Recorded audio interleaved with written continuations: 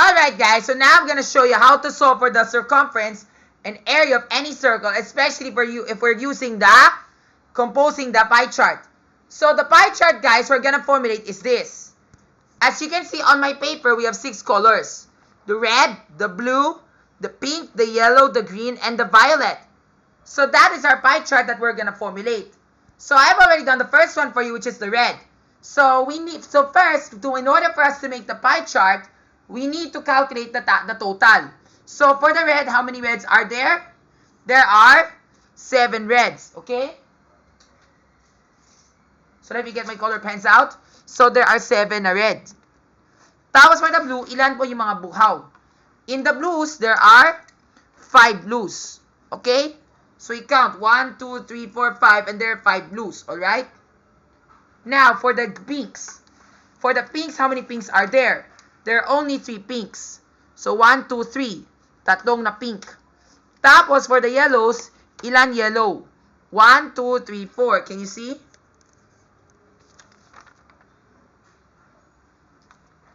4 yellows. There are 4 yellows.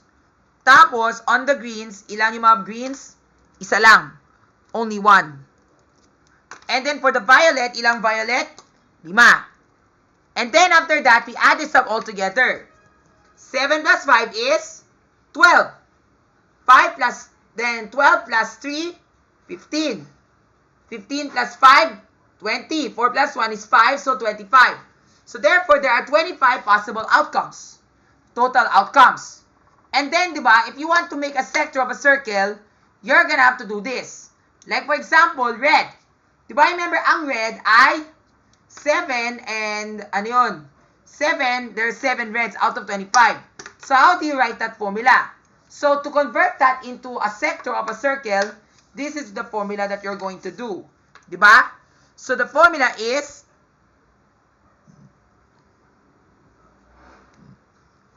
the fraction on the numerator tells about how many are there.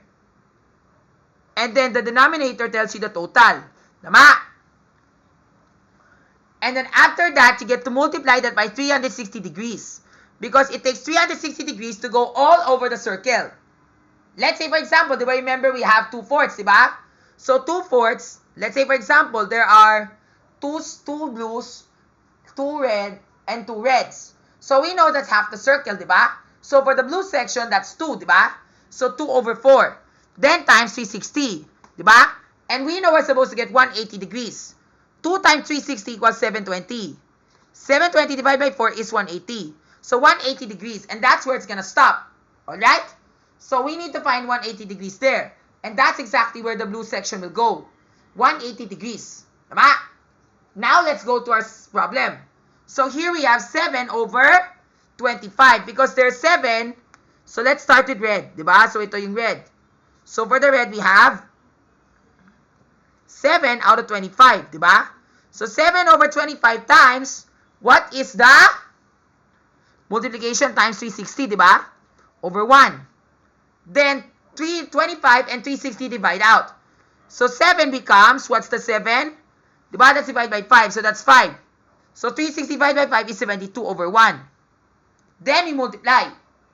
Actually, 7 times 72, we just do it down here. So 7 times 72, that becomes 14, 504, diba? Then we still need to divide that by 5. And that becomes 2, 10, 50, 4, and that's 100.8 degrees. So that's 108.8 degrees. So that's where the sector ends. 100.8 degrees. Now, going back to our pie chart, when we measure that with the use of our protractor, we measure it here, diba? So this is where we're going to measure. So where's our 100.8 degrees? But watch where your pointer is. Is it to the right or to the left? Your reference is to the right, so you have to look at the right side. So dito, so ito yung 100.8 degrees, diba?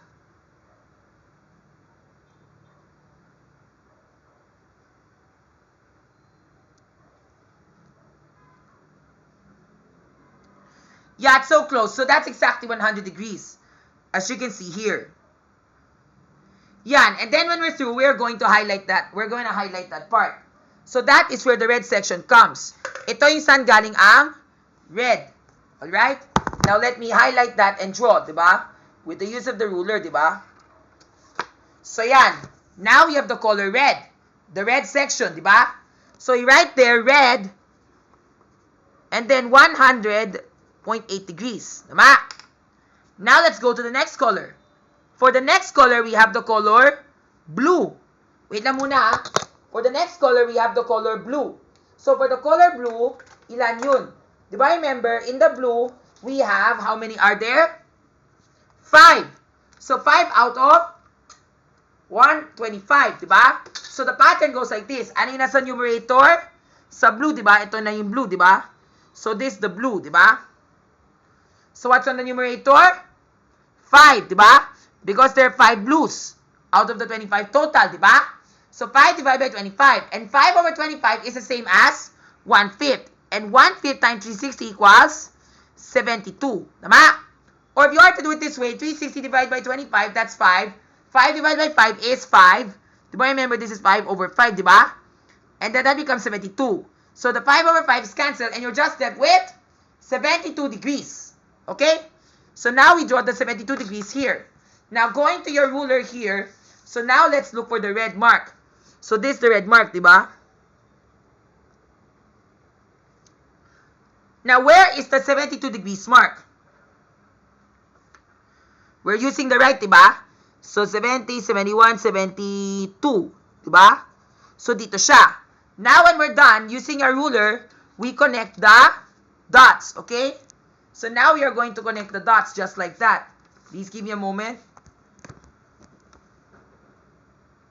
Just like that, now we connect the dots.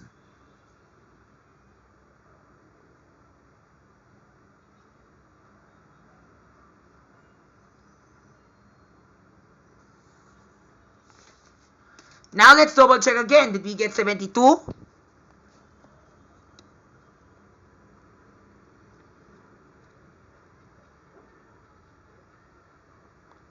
Yes, that's correct. And now that we're through, we're gonna highlight that color blue. Diba? So that's the blue section. The blue section is 72, diba? So now we highlight that, and now we got the blue section. So the blue is 72 degrees. Alright?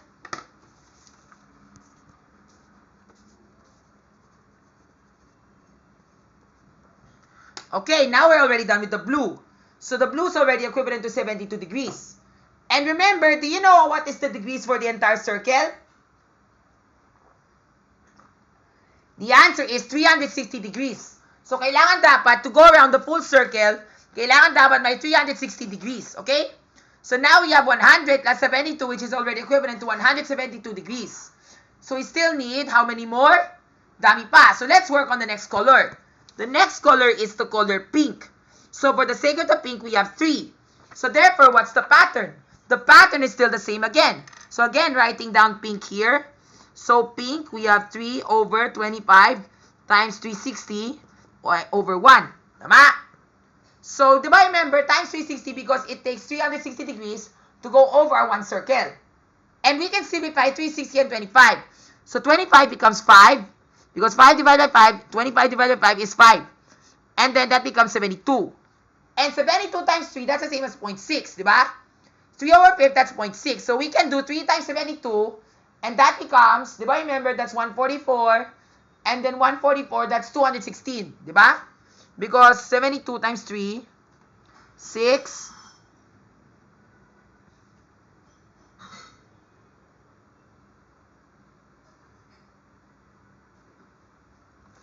teka lang ha, 72 times 3, 3 times 2 is 6, 3 times 7 is 21.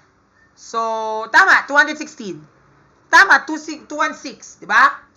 And then 216 divided by 5. So, 216 divided by 5 is, this becomes 4, 20, 16, 3, 43 times 5, 15, and that becomes 10. So, that becomes 443.2 degrees. So, that should be our answer. Now, if I were to write that here, di ba remember we have, ano to? 100.8 plus 43.2, tama? So this becomes 10, 4, 144 degrees, tama? Then plus 72, that becomes 6. This becomes 11, tama? 216 degrees. So later, let's double check to see we have 216 degrees now in total. Now, let's draw the pink section. So now, going back to our reference here. So where did we stop? Dito sa blue line, di ba? So now, let's draw the 43.2 degrees. So yan, dito tayo nag-stop, di ba? So now, getting your pencil, let's find the 43 degree mark. Checkpoint mark. So, where is it na po?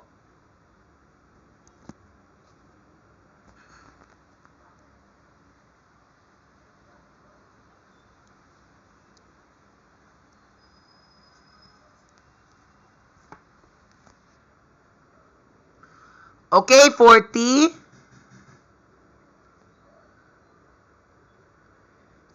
This is 43, di ba? And this is the point 2. So, dito siya nanggaling. 40, 1, 2, 3.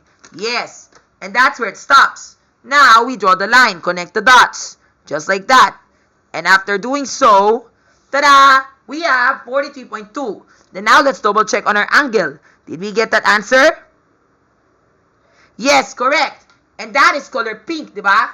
That is the pink section, as you can see, right over here. Now, let's highlight. Yan, di ba? That is the pink. The pink is 43.2 degrees. Okay? Flip the paper out. Pink, 43.2 degrees. Okay? Now, we've already done 3 colors so far. So, what's next? We still have 3 more. And that is the yellow, the green, and the violet. For the violet, since it's 5, we already know that's 72 degrees. Pero we have to ensure talaga, di ba remember 360 minus 72? What is 360 minus 72? Let's subtract, di ba? 8, 5,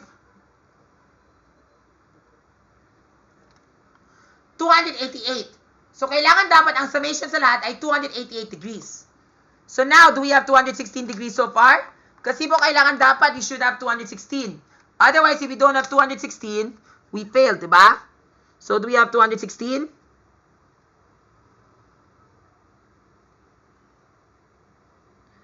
Ay, sayang na puto na talaga yung protractor ko. Kaya, it's very hard talaga to tell. Pero I know talaga, we should be right after 216 degrees, di ba?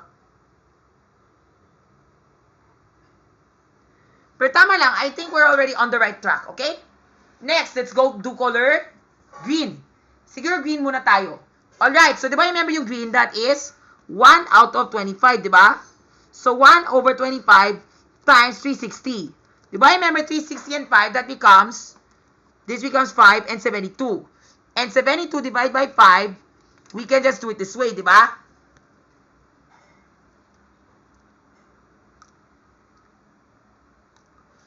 This is 14, di ba? 14.2 or 4, di ba? 14.4. Kasi this is 70 and then this is 2. So 14.4. So therefore the answer is 14.4 degrees. Now, going back to the pink reference line, where is the 14.4 degrees, di ba? So let's put this in our protractor. So dito tayo nag-stop, di ba? Yan, but that's a very small one. So, 14.4. Nasaan talaga yun? So, let's put this in our protractor and find out.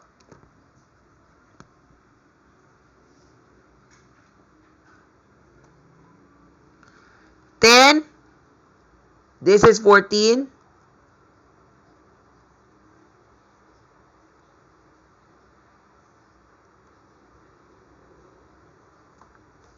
Tama, dito siya. Dito matatagpuan ng 14.4 degrees. Ang kulay green ay dito. Yan. Now, we highlight that using our marker. So, getting your green marker, you should highlight that and you should get this answer, di ba? So, 14.4 degrees.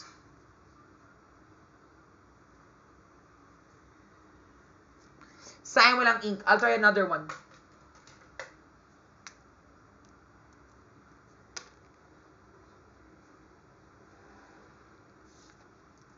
Yan, di ba? So now we already have another sector. And that is the 14.4 degrees. The 14.4 degrees is right over here.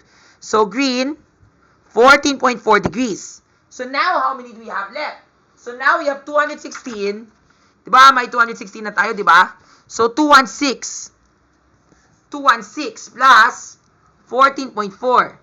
And that is equivalent to 230.4 degrees. So, ano pa yung kulang? So, now we just add 72 na lang. Because remember, 72 degrees is already for the violet. So, when we add 72, that's already 2, 4, 302, diba? So, therefore, the last angle must measure 360 minus 302.4. That becomes, this is cancel. This becomes 5. This becomes 7. This becomes 6. So, the last angle must measure 57.6 degrees. And that should be for the color yellow. Diba? Remember, yellow is 4, diba? So, this is the same formula. So, 4 over 25, 4 times 25 again, then times 360. Remember that 25 and 360 can divide out. So, 25, that becomes 5, 360 becomes 72. So, now it becomes 72 times 4. And that becomes 8. 2 times 4 is 8. 4 times 7, 288. Then, 288 divided by 5, that becomes 5, 25, 38, 7, 35, 3. Tama! We got the right answer. The remnant angle must measure 57.6 degrees. Thank you, Lord. Now we're done. Now, let's draw that in our chart. So, which one should you do first? Do you want to do the 72 degrees or do you want to do the 56 degrees muna? Siguro I'll do muna the 56 degrees. Okay? So, now let's do the yellow. So, 56, where is the 57.6 degrees? Dito siya. So, 57.6 degrees is right here. 987, dito siya, di ba? Right in between the two numbers. And then, right from there and there, we get to highlight, di ba? Draw the line. Just like that. And make sure that the remnant slot must still measure 72 degrees. If it does, then we are correct. Yes, it still measures 72 degrees. Pero not that exactly, pero getting there. Pero at least it's correct. And now we highlight the last line. And then, there we have it. We have our pie chart. There we go. Now our pie chart for rainbow roll is now complete. Thank you, Lord. So, dito matatagpuan ang yellow, 57.86 degrees. Tapos, dito tatagpuan ang violet, which is still 72 degrees. Okay? So, now that's how you formulate the pie chart.